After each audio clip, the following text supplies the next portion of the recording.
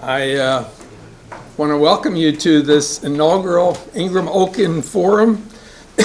It's the beginning of a series of workshops that we are naming Statistics for Society, so S cubed.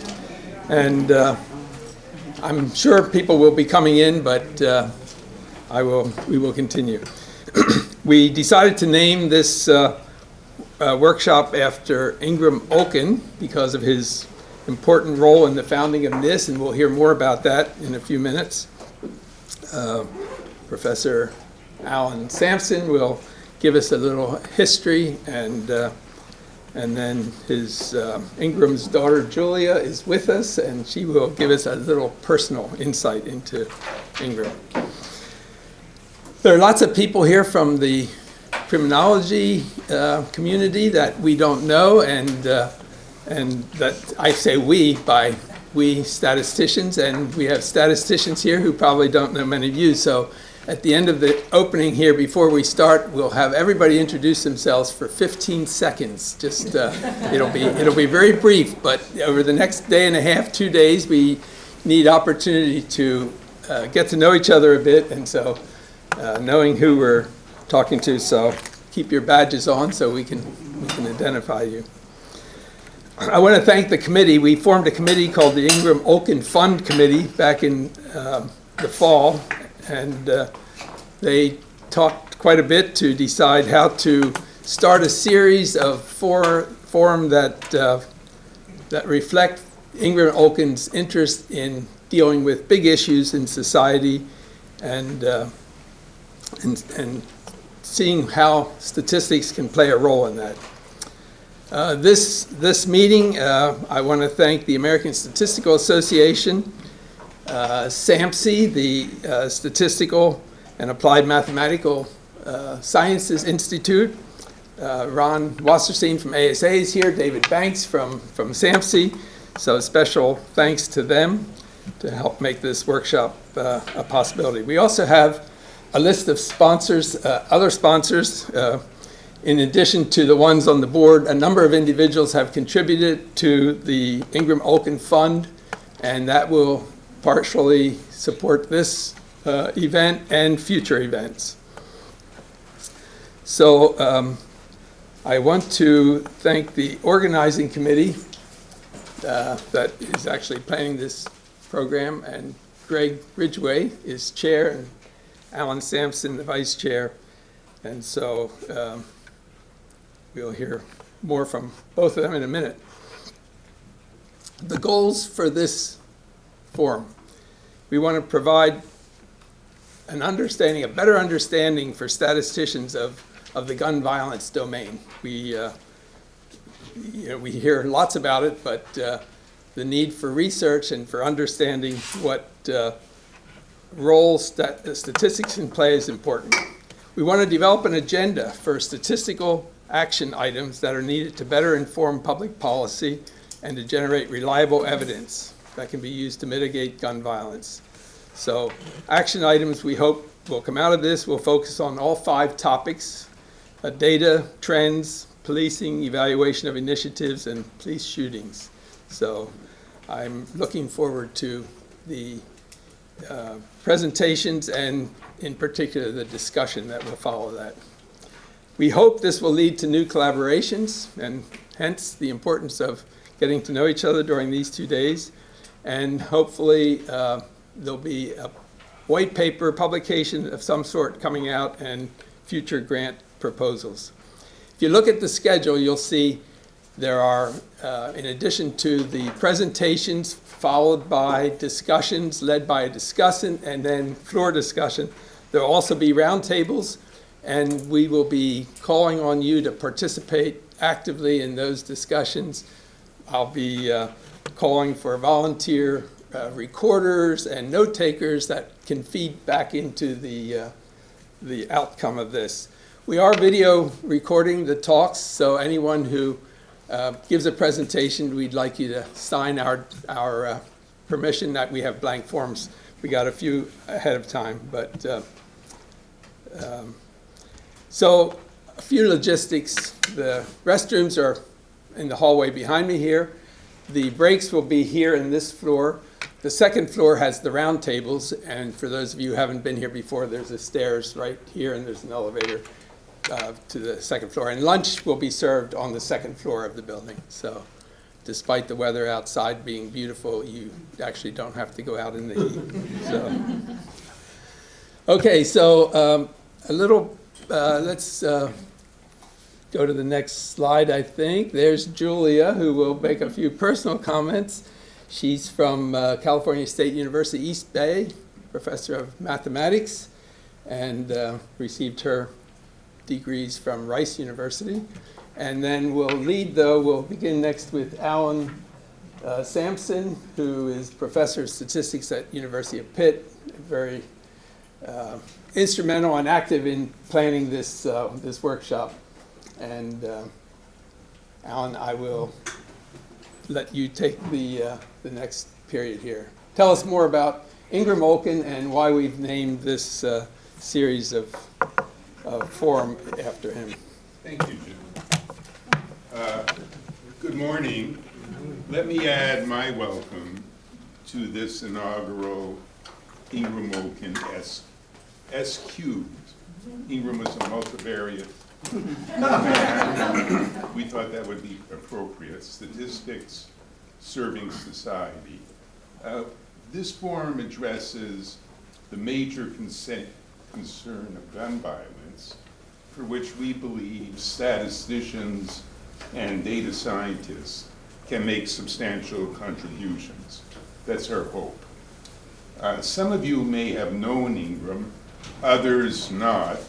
Ingram was a professor of statistics at Stanford University for more than 45 years, holding a joint appointment in the Department of Statistics and in the School of Education. Ingram passed away 3 years ago, and had he still been with us, he would be celebrating his 95th birthday this year. While he was an exceptional researcher in mathematical statistics, his compelling focus was on how statistics could provide the basis for a more informed public policy.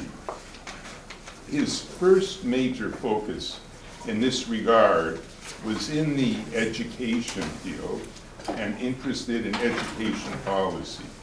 He was involved for more than 30 years with facets of the National Center for Education Statistics, where he helped start the joint fellowship with the National Center and this American Statistical Association.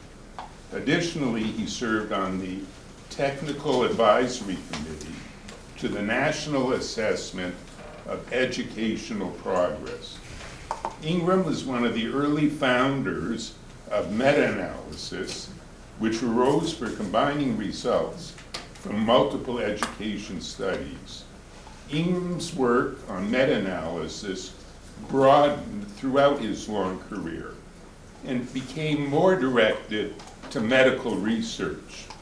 Besides teaching meta-analysis short courses for MDs, often doing this with two distinguished physicians, Dr. Tom Chalmers and Dr. Joseph Lau, Ingram was involved to the end of his life working with groups of physicians to advance policies in medical care. While Ingram maintained his lifelong involvement with education, his contributions to policy were much broader. To support the impact of statistics, he served a term as chair of the Committee on Applied and Theoretical Statistics.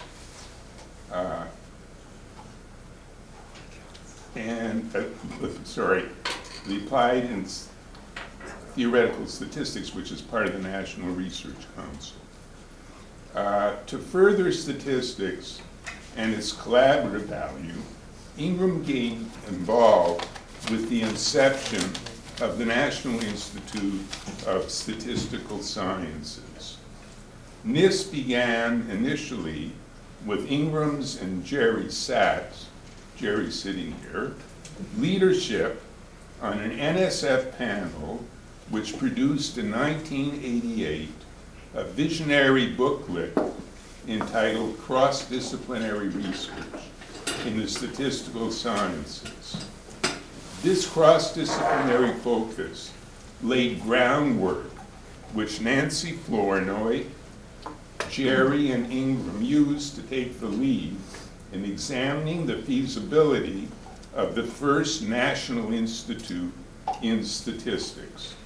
This led to a call for proposals for building one, a consortium of Duke, North Carolina State, both of the universities, with strong support of the state of North Carolina and the Research Triangle Institute, was the winning group, and NISS was initiated in 1990, with Jerry becoming the founding director of NISS.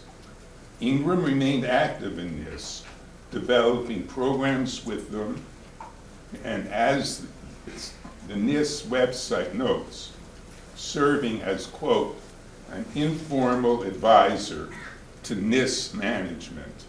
That's a polite way of saying that he had his nose in everything.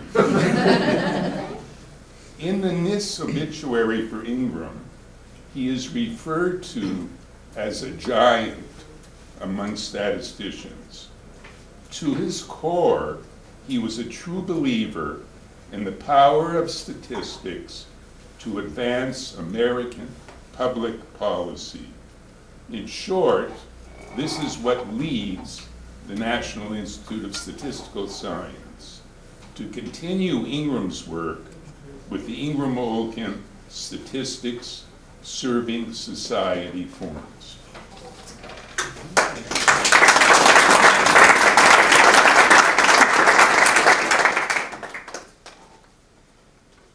Let's show the progression of Ingram from graduate to fun fact. You rode that for a lot. Right. That's how I remember it. Yeah.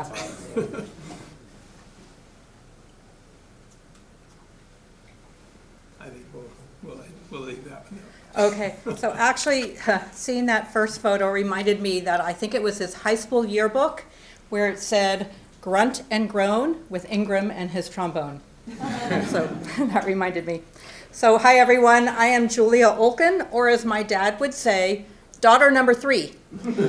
Because for those who don't know him, he would introduce his 3 daughters by their birth order. I'm the only one of his daughters who followed close to his field. I'm a professor of mathematics at California State University, East Bay. It's located about 45 minutes east of Stanford University, so I live fairly close to my parents. So whenever my dad was an expert witness on a court case, I would ask him if he was on the side of truth and justice. And one case he told me, it had something to do with nickel or copper. Turned out it was Metallica versus Napster. So you can say that was way back when, because Napster has gone by the wayside. But he has been on several expert witness cases. At his Passover Seders, he never just reads from the Haggadah. He talks to the rabbi at Hillel, and he tries to find outside readings regarding Jews and hardships, or issues regarding Jewish women, or other social issues. I grew up in a household that has had 2 newspapers delivered every day, and the Metropolitan Opera blaring from every radio on Saturday mornings.